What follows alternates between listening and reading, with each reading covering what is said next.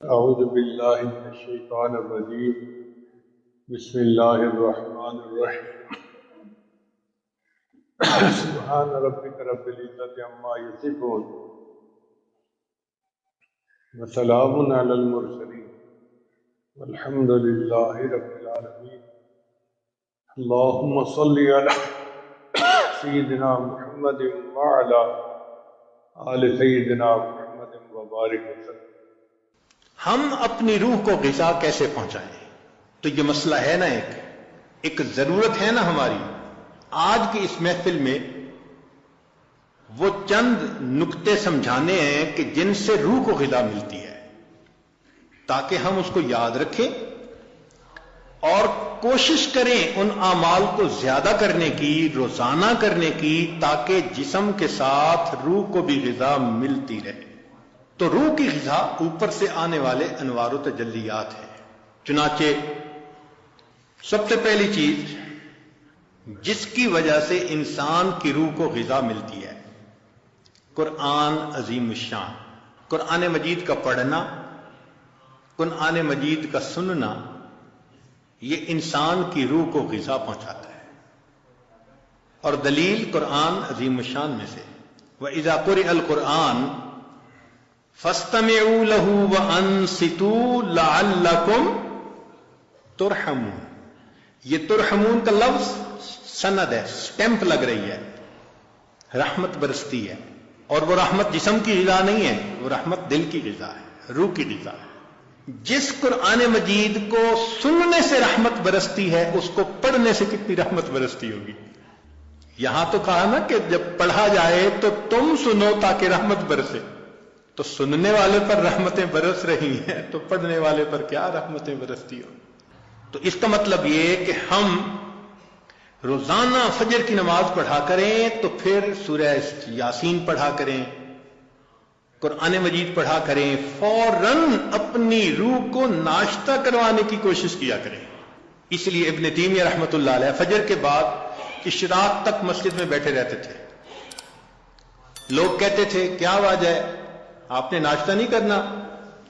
تو وہ فرماتے تھے کہ تم اپنے جسموں کو ناشتہ کروا رہے ہو، میں بیٹھا اپنی روح کو ناشتہ کروا رہا ہوں۔ تو اس کا مطلب یہ کہ فجر کے بعد تلاوت کا کرنا، تسبیحات کا کرنا، ذکر کا کرنا، یہ انسان کے لیے باطنی غذا کا ذریعہ بنتا ہے۔ ہم میں سے کتنے ہوں گے جو اس کی باقاعدگی کرتے ہیں؟ الا ماشاء اللہ، معمولی نہیں۔ یعنی کھانے پینے کا تو معمول ہے، گھر کا بچہ بھی بتا دے گا اتنے بجے ناشتہ ہوتا ہے، اتنے بجے دوپہر کا کھانا اور اتنے بجے رات کا کھانا، لیکن روحانی غذا کا معمول ہی نہیں۔ تو معمول بنانا ضروری ہے۔ جتنے لوگ اولیاء بنے اس دنیا میں، یہ وہ لوگ تھے جو معمولات کرتے تھے باقاعدگی کے ساتھ، تب ان کو وہ نعمت ملی۔ اتفاقاً نہیں کوئی ولی بن جاتا، اس کے پیچھے محنت ہوتی ہے، تب اللہ کی رحمت متوجہ ہوتی ہے۔ تو معلوم ہوا کہ ہم تہجد میں اٹھیں، فجر سے پہلے یا فجر کے بعد اس نیت سے یہ اعمال کریں کہ یہ چیز ہمارے لیے روح کی غذا بنے گی۔ ہمارے اکابر جب دن کے کام کاج سے فارغ ہوتے تھے تو مصلی پہ آ جاتے تھے، رات گزار دیتے تھے مصلی کے اوپر۔ ان کو رات کے اندھیرے کا اس طرح انتظار ہوتا تھا جس طرح دلہا کو دلہن سے ملنے کے لیے رات کا انتظار ہوا کرتا تھا، ایسے وہ رات کے منتظر رہا کرتے تھے۔ عشاء کے وضو سے فجر کی نماز پڑھنا،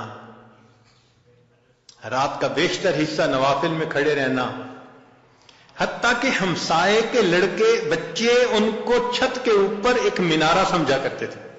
تو اتنا تو وہ اللہ کی یاد کیا کرتے تھے نا، قرآن پڑھا کرتے تھے۔ اور ہمارے قریب کے زمانے کے بزرگوں کا معمول ایک منزل روزانہ کا۔ اس عاجز کے والد صاحب حافظ نہیں تھے، مگر پوری زندگی ایک منزل روزانہ پڑھنا ان کا معمول تھا۔ ہم نے بچپن سے لے کے اپنے بال سفید ہونے تک اپنے والد کو ہر جمعرات کو ختم قرآن کرتے دیکھا، ہر جمعرات کو ان کا ختم ہوتا تھا۔ नाजरा पढ़ते थे, तो मामूल थे उनके। हम भी सोचें इसके ऊपर कि हमारा भी कोई दिन कुरान मजीद की तिलावत के बगैर न गुजरे।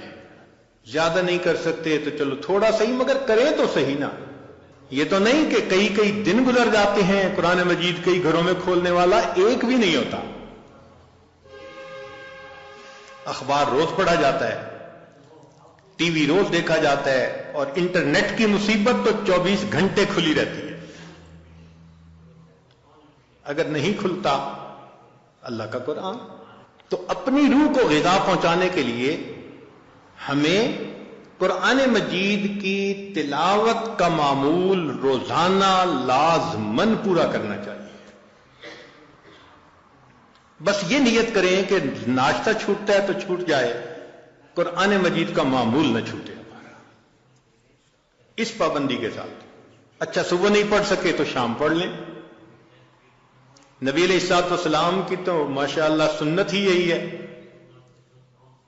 कुछ सूरतें हैं जो सुबह पढ़ना मसनून है, कुछ जोहर के बाद, कुछ मगरिब के बाद, कुछ ईशा के बाद, सोने से पहले। हदीस पाक में आता है नबी अलैहिस्सलाम सोने से पहले सूरह मुल्क पढ़ा करते थे।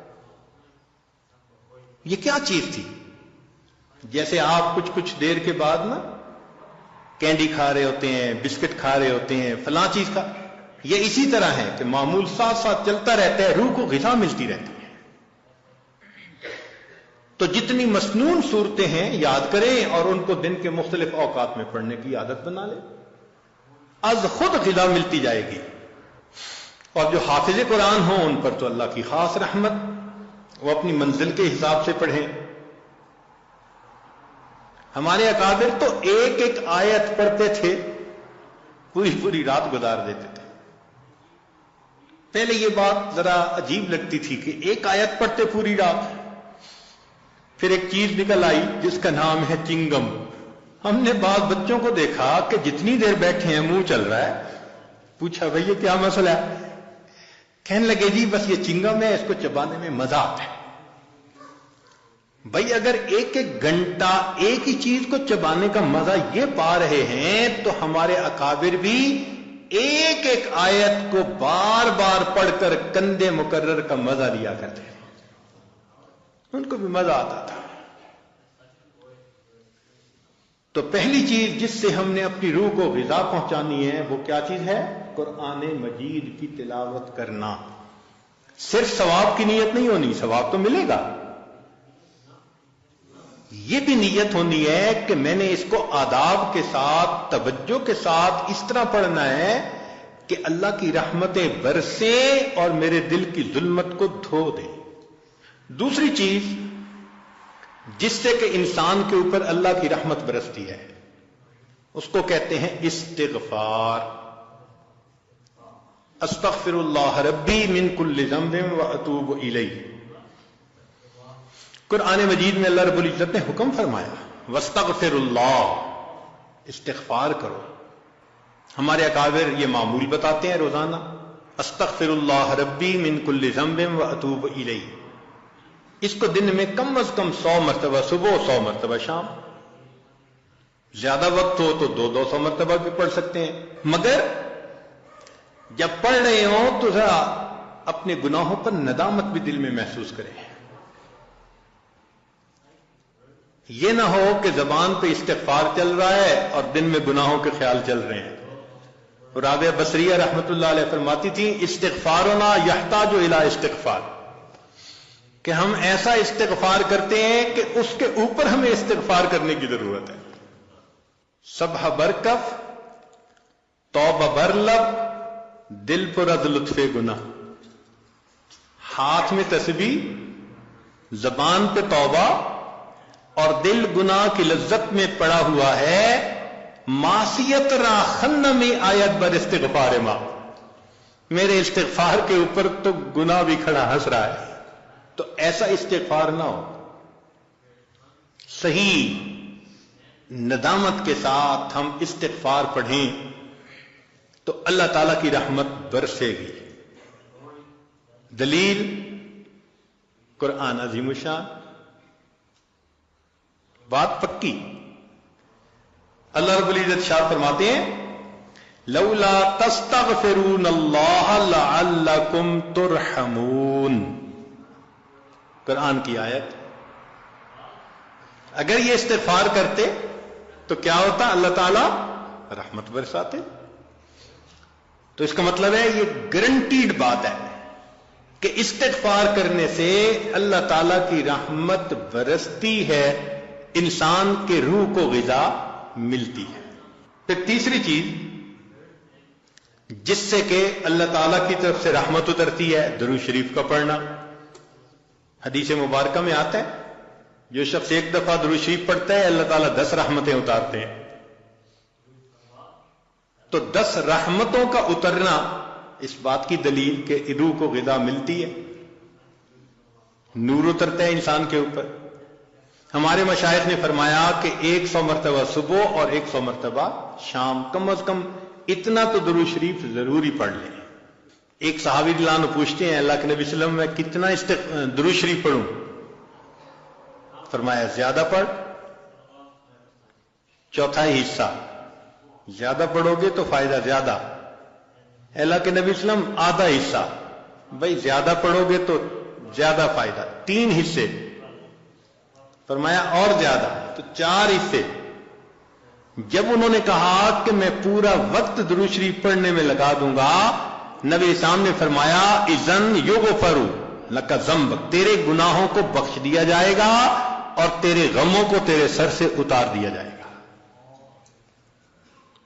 تو درود شریف کے پڑھنے سے اللہ تعالیٰ گناہوں کو معاف کرتے ہیں اور دھو لیتے ہیں. صدیق اکبر رضی اللہ عنہ فرمایا کرتے تھے کہ ٹھنڈا پانی آگ کو اتنا جلدی نہیں بجھاتا جتنا جلدی درود شریف کا پڑھنا انسان کے دلوں کی ظلمت کو مٹا دیتا ہے. سیدنا علی رضی اللہ عنہ فرمایا کرتے تھے کہ اگر اللہ تعالیٰ اور اس کے رسول صلی اللہ علیہ وسلم نے تسبیح، تکبیر، تحمید، تہلیل ان کے فضائل نہ بتائے ہوتے تو میں اپنا پورا وقت درود شریف کے پڑھنے میں گزار دیتا. تو ہم بھی درود شریف پڑھیں کم از کم 100 مرتبہ صبح اور 1 مرتبہ شام. اس سے کیا ہوگا کہ دل کو غذا پہنچ جائے گی. چوتھی چیز اللہ کا ذکر کرنا، ذکر لسانی یا ذکر قلبی جیسا بھی معمول ہو. ذکر کے کرنے سے اللہ تعالیٰ کی رحمت اترتی ہے. اور حدیث پاک سے دلیل نزلت علیہم السکینہ، ان کو رحمت ڈھانپ لیتی ہے. ملائکہ آ جاتے ہیں ان کے اوپر. جہاں لوگ مل بیٹھتے ہیں مختلف جگہوں سے آئے ہوئے اللہ کو یاد کرنے کے لیے، تو ذکر کرنے سے سکینہ کا نازل ہونا بھی اس بات کی دلیل کہ انسان کے دل کو غذا ملتی ہے. ذکر سے ذات کی محبت بھی پیدا ہوتی ہے. جتنا جس چیز کا تذکرہ زیادہ کریں اتنا اس سے محبت ہوتی ہے. تو کثرت ذکر کا حکم اس لیے کہ اس سے اللہ رب العزت کی محبت انسان کے دل میں پڑتی ہے. یہ نغمہ فصل گل و لالا کا نہیں پابند، بہار ہو کے خزاں لا الہ الا اللہ. ہمیشہ ذکر کرنا ہے، ہر وقت کرنا ہے. موسموں کے بدلنے کا اس پہ اثر نہیں ہوتا. اس لیے ہمارے اکابر صبح شام کا کچھ وقت تھا جس میں تنہائی میں بیٹھ کے اللہ کا ذکر کثرت کے ساتھ کیا کرتے تھے. پھر پانچویں چیز جس سے کہ انسان کے اوپر رحمت اترتی ہے وہ ہے اتباع سنت. جتنا ہر عمل سنت کے مطابق ہوتا جائے گا اتنا اللہ کی رحمت ہم پہ برستی جائے گی. جتنا ہر عمل سنت کے مطابق. اس لیے ہمارے سلسلہ آج نقشبندیہ میں بیعت ہونے کے بعد پہلا کام یہی بتاتے ہیں، ہر کام کو سنت کے مطابق کرنا ہے. سر کے بالوں سے لے کے پاؤں کے ناخنوں تک اپنے آپ کو سنت کے مطابق ڈھالنا ہے. کیوں؟ ایک تو اجر ہے، ایک قرب ہے، اللہ کی محبوبیت ملتی ہے، اور تیسرا یہ چیز انسان کے روح کی غذا بھی ہے. دلیل قرآن عظیم الشان میں سے ارشاد فرمایا اطیعوا اللہ والرسول لعلکم ترحمون، اللہ اور اس کے رسول کی اطاعت کرو تو کیا ہوگا؟ تمہارے اوپر رحمت برسے گی۔ تو اتباع سنت سے بھی انسان پر رحمت برستی ہے۔ پھر چھٹی چیز اہل اللہ کی صحبت اختیار کرنا۔ قرآن مجید میں تو حکم دیا گیا یا ایھا الذین آمنوا اتقوا اللہ وکونوا مع الصادقین، یہ کونوا حکم ہے، اور حدیث پاک میں بھی حکم دیا گیا۔ نبی علیہ السلام نے ارشاد فرمایا علیکم بمجالسۃ العلماء واستماع کلام الحکماء فإن اللہ تعالی یحیی القلب المیت بنور الحکمہ کما یحیی الارض المیت بماء المطر، کہ جس طرح بارش کے اترنے سے اللہ مردہ زمین کو زندہ کر دیتے ہیں، اسی طرح اہل اللہ کی حکمت بھری باتوں سے اللہ دلوں کو زندہ فرما دیتے ہیں۔ تو دلوں کو غذا کا ملنا حدیث سے ثابت، اس لیے تو فرمایا کہ انسان کہیں نہ کہیں اپنا تعلق جوڑے۔ مجدد ثانی رحمۃ اللہ فرماتے ہیں کہ ان مشائخ کی نظر شفا اور ان کا کلام کیمیا ہے، ان کا کلام کیمیا اور ان کی نظر شفا ہے وہی تیرے زمانے کا امام برحق، ہے وہی تیرے زمانے کا امام برحق جو تجھے حاضر و موجود سے بیزار کرے، دے کے احساس زیاں تیرا لہو گرما دے، فقر کی شان چڑھا کر تجھے تلوار کرے۔ تو یہ مشائخ کی صحبت میں، اسی مرحوم رحمۃ اللہ فرماتے ہیں گر تو سنگے خارہ مرمر شوی چوب صاحب دل رسی گوہر شوی۔ چنانچہ علماء نے لکھا ہے کہ ایسے مشائخ جن کو دیکھ کے اللہ یاد آئے، ان کی صفت ہوتی ہے رویتہ شفا و موعظتہ دوا، ان کی رویت شفا ہوتی ہے اور ان کی بات انسان کے لیے دوا ہوتی ہے۔ بلکہ فرمایا ينتفع برؤیتہ قبل روایتہ، یہ ایسے لوگ ہوتے ہیں ان کی روایت سے پہلے رویت سے ہی فائدہ ہو جاتا ہے بندے کو۔ ساتویں چیز جس سے کہ انسان کے دل پر نور اترتا ہے وہ ہے تقوی کو اختیار کرنا۔ اس لیے ہمارے مشائخ جہاں اتباع سنت کا تلقین کرتے ہیں وہاں ساتھ گناہوں سے بچنے کا بھی حکم دیتے ہیں، بھی گناہوں سے اپنے آپ کو بچاؤ، اور گناہوں سے بچنا، مشتبہات سے بچنا، اسی کا نام تقوی ہے۔ جتنا تقوی اختیار کریں گے اتنا اللہ کی رحمت برسے گی۔ جی تقوی اختیار کرنے سے بھی رحمت برستی ہے۔ وہ کیسے؟ دلیل قرآن عظیم الشان، قرآن مجید کی آیت ہے، اللہ ارشاد فرماتے ہیں واتقوا اللہ لعلکم ترحمون، تم تقوی اختیار کرو تم پر رحمتیں برسائی جائیں گی۔ تو تقوی کے اختیار کرنے سے بھی رحمت برسی۔ اس لیے یہ مہینہ رحمت کا مہینہ کیوں کہلاتا ہے؟ اس لیے کہ یہ ماہ سیام ہے، اور سیام کا اصل مقصد کیا ہے؟ لعلکم تتقون، اور تقوی سے رحمت برستی ہے۔ اس لیے اس کو شہر الرحمہ کہا، شہر الغفران کہا، حدیث مبارکہ میں شہر عظیم کہا اس شہر اس مہینے کو۔ اور ہم تو صرف رمضان کی برکتیں اگر لے پائے تو بڑی بات، ہمارے مشائخ تو پوری زندگی اسی ترتیب پہ گزارتے تھے، فرماتے تھے الدنیا یوم ولنا فیہا صوم، دنیا ایک دن کی ہے اور ہم نے اس ایک دن میں روزہ رکھا ہوا ہے، یعنی گناہوں سے بچنے کا روزہ، یہ مقصد تھا ان کا۔ پوری زندگی اسی طرح گزار دیتے تھے۔ اس لیے فرمایا للصائم فرحتان، روزہ دار کے لیے دو خوشیاں ہوتی ہیں، فرحت عند الافطار، ایک تو افطار کے وقت خوشی، وفرحۃ عند لقاء الرحمن، جب رحمان سے ملیں گے اس وقت بھی خوشی ہوگی۔ اس لیے یہ رمضان کا مہینہ انسان کے دل کو منور کر دیتا ہے۔ ظاہر میں تو نظر آتا ہے کہ جی بھوکا رہنا پڑے گا، مگر کہاں بھوکا رہنا پڑتا ہے؟ اگر اوور آل دیکھیں تو رمضان میں انسان زیادہ کھاتا ہے، اور جتنی نعمتیں رمضان میں ملتی ہیں باقی مہینے میں تو ملتی نہیں ہے، مگر رمضان المبارک میں واقعی روزہ دار پر اللہ کی رحمت برستی ہے۔ پھر 9ویں چیز کہ انسان اللہ رب العزت سے دعا بھی مانگے، یہ اعمال بھی کرے اور ان اعمال کو کر کے اللہ تعالی سے دعا بھی مانگے۔ اے اللہ میرے دل کو منور فرما دیجئے، میرے دل کو غذا پہنچا دیجئے، میری روح کو منور کر دیجئے۔ اور یہ چیز حدیث پاک سے ثابت ہے۔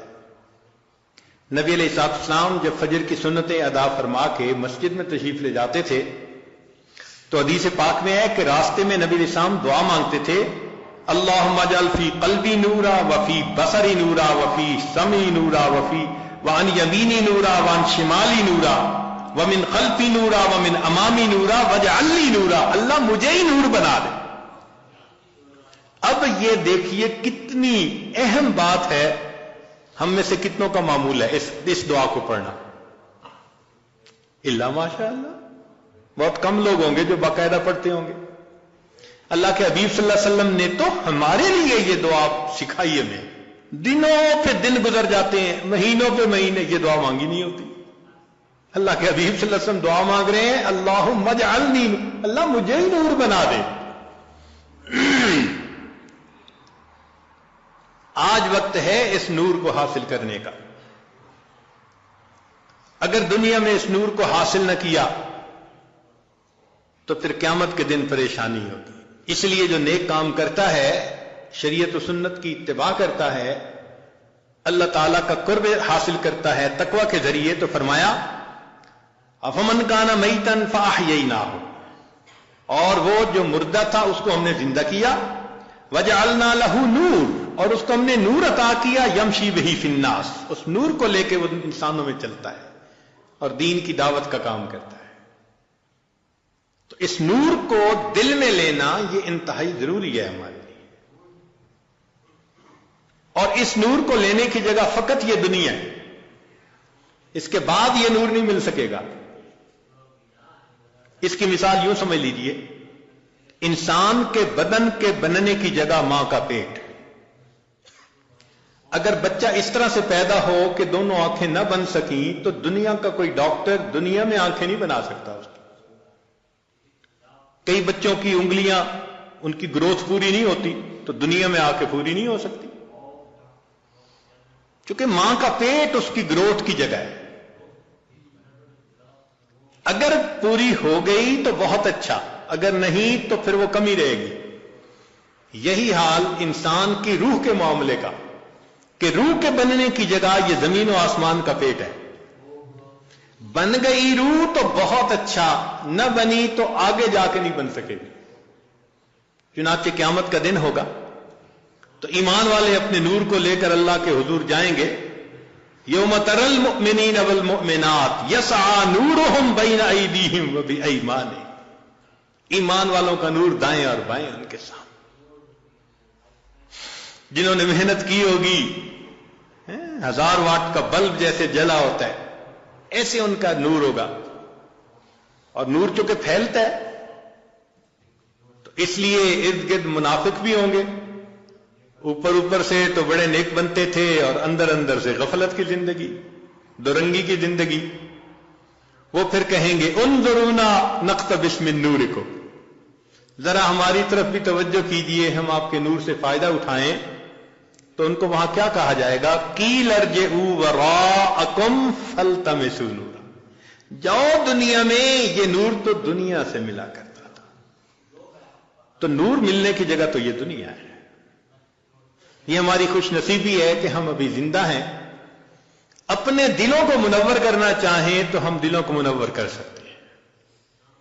جیسے نبی علیہ السلام نے اپنی ایک صحابی کے بارے میں فرمایا اس کا سینہ تو گلے تک نور سے بھرا ہوا ہے، نور ایمان سے، الا مشاشہ، فرمایا گلے تک اس کا سینہ نور ایمان سے بھرا ہوا ہے۔ ایسے نور ہمارے اندر آ جائے نا تو وہ تو ہم اسی دنیا میں ہی حاصل کر سکتے ہیں، اور اگر اس دنیا میں غفلت کی زندگی گزاری، گناہوں کی زندگی گزاری، تو رب کریم فرماتے ہیں وَمَن لَّمْ يَجْعَلِ اللَّهُ لَهُ نُورًا فَمَا لَهُ مِن نُور، پھر اس کے لیے نور نہیں ہوگا۔ تو ہم یہاں پر اعتکاف کے لیے جو حاضر ہوئے تو بدن کو غذا پہنچانے کے لیے نہیں، بدن کو غذا تو انسان کو ہمیشہ اپنے دیش میں، اپنے گھر میں بہتر پہنچ جاتی ہے، یہاں حاضر ہوئے ہیں اپنی روح کو غذا پہنچانے کے لیے۔ تو آج اس عنوان کو اس لیے ذرا کھولا کہ ہمیں یہاں اعتکاف میں بیٹھنے کا مقصد واضح ہو جائے کہ ہم نے کچھ اعمال کرنے ہیں، پھر اللہ سے مانگنا ہے، اور اس اعتکاف کے دوران اپنے دل کے نور کی اس کمی کو ہم نے پورا کرنا ہے، اور اگر اس کمی کو پورا نہ کر پائے اور زندگی کا وقت گزر گیا، پھر حسرت اور ندامت کے سوا کچھ نہیں ہوگا۔ ذرا سوچئے تو صحیح، قیامت کا وہ دن ہوگا جب انسان روشنی کو تلاش کرتا پھر رہا ہوگا اور اندھیرا ہوگا چاروں طرف، اور پھر اگر حکم دے دیا گیا کہ اس کو لے جاؤ جہنم میں، اللہ اکبر کبیرہ۔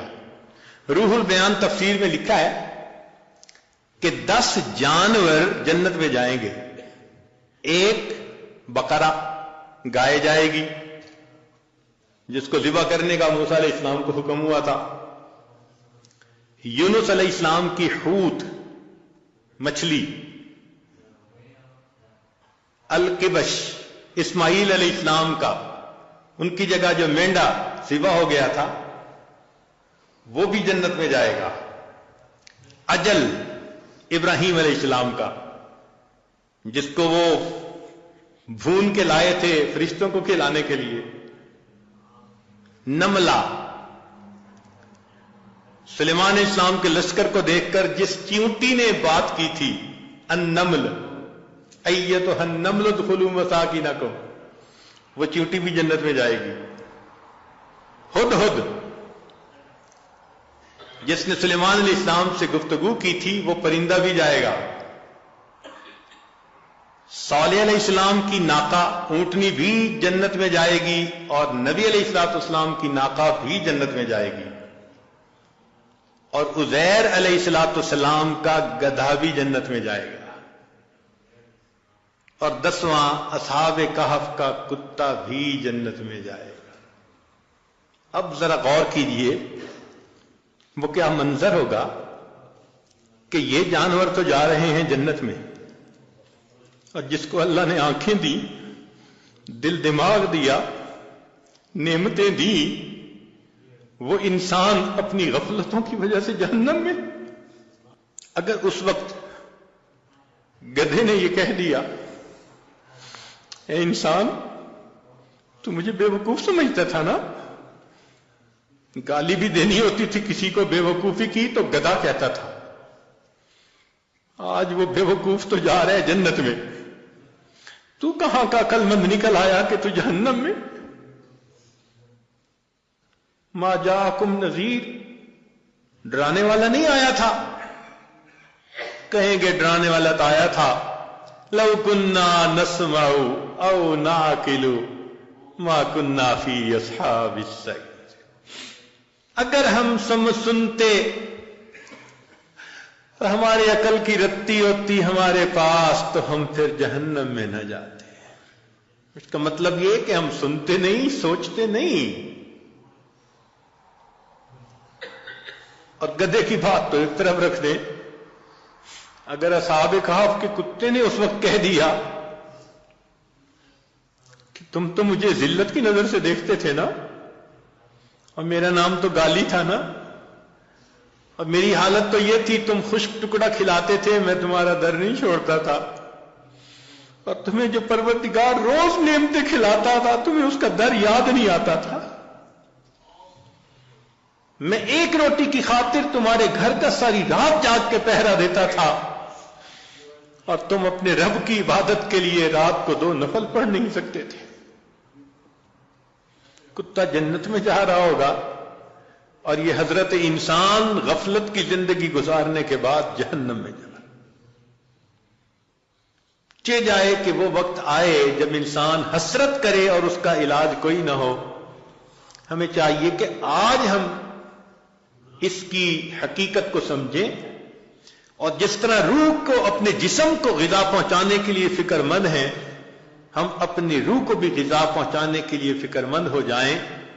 چنانچہ یہ 10 دن کا قیام یہ بہت فکر مند ہو کے گزارنے کی بات ہے۔ باتیں کرنے نہیں آئے، قصے کہانیاں کرنے نہیں آئے، حال احوال سننے نہیں آئے، بہت سنتے رہتے ہیں۔